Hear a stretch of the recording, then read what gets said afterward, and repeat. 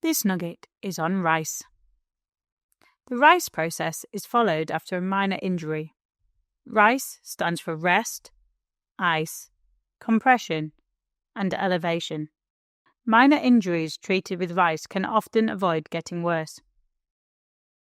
When an injury has occurred, it is important that the athlete stops participating in the activity. For example, a hurling player, if he trips over and grazes their knee and elbows, they should sub off and sit at the side to rest. Using cold water, frozen peas, or ice cubes on the injured area can reduce the blood going to the injury and therefore reduce swelling. It is important to not put the ice on the skin for too long, as this can cause damage to the skin. For example, if a netball player goes over on their ankle with a suspected sprain, they should put ice or some cool compress on the injured ankle to prevent the swelling. Using pressure to hold the ice pack or using a bandage to compress the wound will stop the swelling and bleeding of an injury.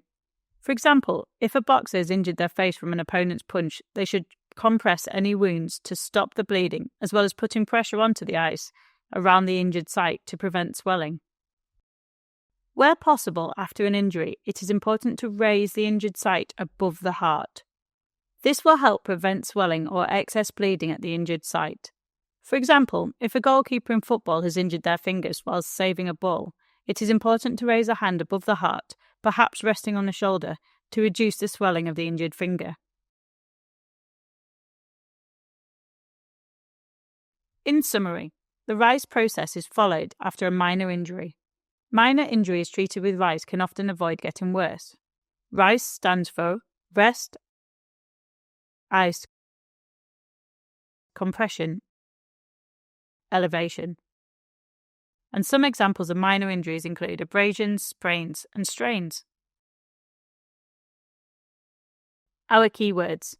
Rest. When an injury has occurred, it is important that the athlete stops participating in the activity. Ice. Using cold water, frozen peas, or ice cubes on the injured area can reduce the blood going to the injury and therefore reduce swelling. Compression. Using pressure to hold the ice pack on or using a bandage to compress the wound will stop the swelling and bleeding of an injury. Elevation. Where possible after an injury, it is important to raise the injured site above the heart. Strain. A tear to a muscle or tendon. Sprain. A tear or overstretch to a ligament. Abrasion. A cut or graze to the skin.